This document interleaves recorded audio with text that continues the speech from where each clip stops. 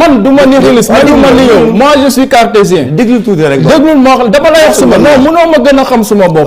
waxal si yow rek mais man ngir yàlla doyen dama la ko ñaan rek waxal si yow mais bul wax si man.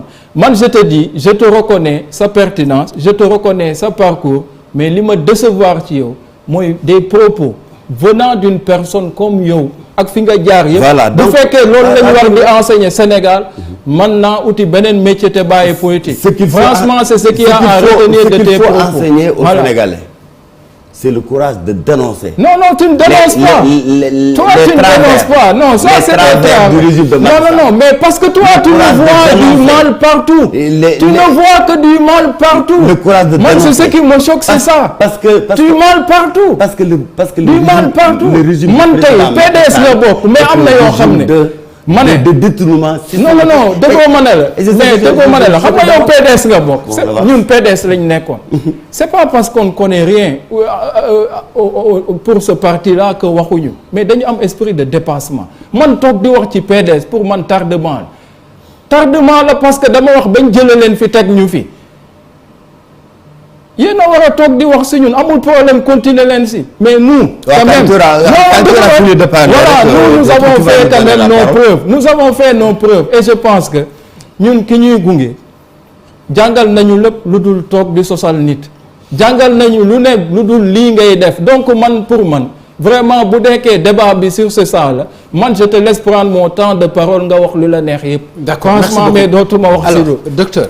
Je pense que c'est bon mën nañu vider non je pense qu'on peut aller parce que il est en train de tourner en rond. xam nga le problème est que quand ils n'ont pas d'argument ils tirent le débat vers le bas empêchent les autres de parler heure boo waxee ba daaneel rek.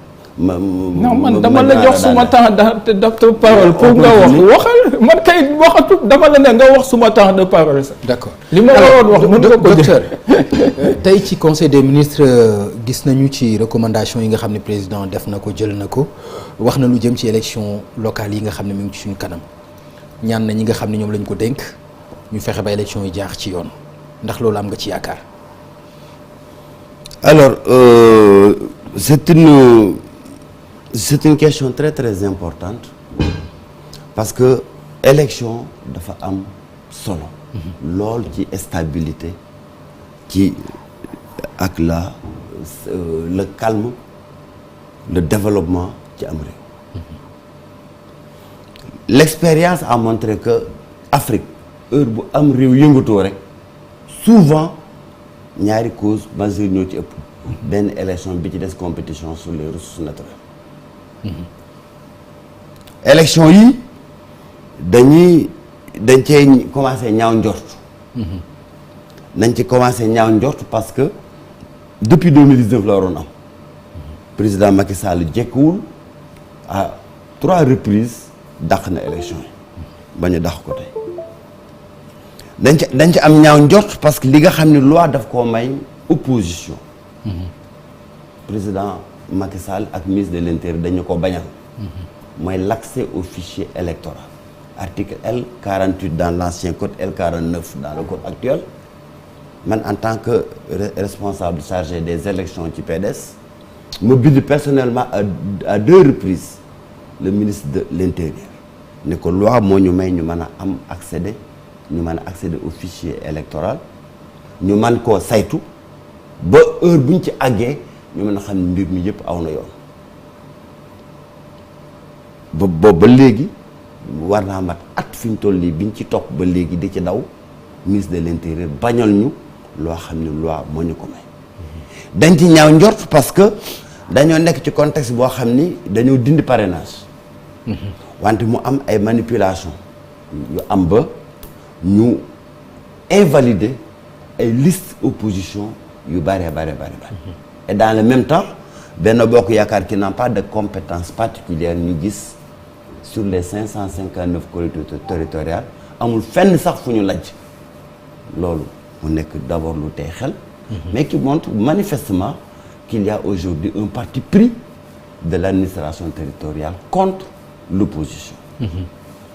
Enfin ñu ñaaw ci njort parce que gis nañ ni yooyu invalidation dafa viser principalement les listes Yewwi les listes Wallu ñaaw ci njort également gis parce que gis nañ ni Benno Bokk Yaakaar da président Macky Sall ci boppam da cee def lu ñaaw mooy ki nga xam ni moo nekkoon le mandataire de Yewwi à Matam mu daw ak liste yi ñu gis mu recevoir ko au palais mu nekk une prime à la trahison boo xam ni la plus haute autorité du Sénégal moo koy joxe di wane ni valeur yi nga xam ni moom la ñuy xaar qu'un chef de l'État mën ko promouvoir dans sa jeunesse président Macky Sall dafay nekk un champion de ces contre-valeurs là.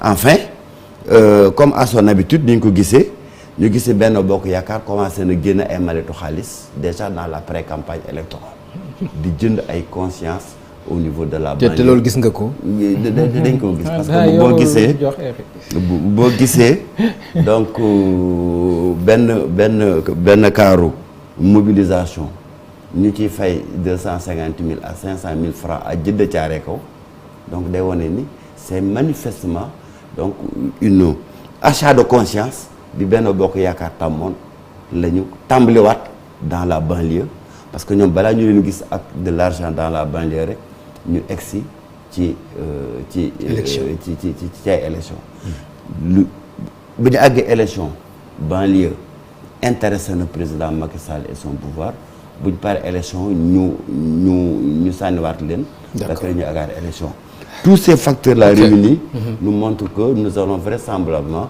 vers des élections qui risquent donc en tout cas de ne pas avoir la transparence attendue que les tentatives de détournement des suffrages des Sénégalais le refus du ministre de l'Intérieur de respecter les lois électorales loolu lépp dafay wane ni président Macky Sall nekkul comme d'habitude dans des dispositions à organiser des élections libres, transparentes et dignes du peuple sénégalais. D'accord.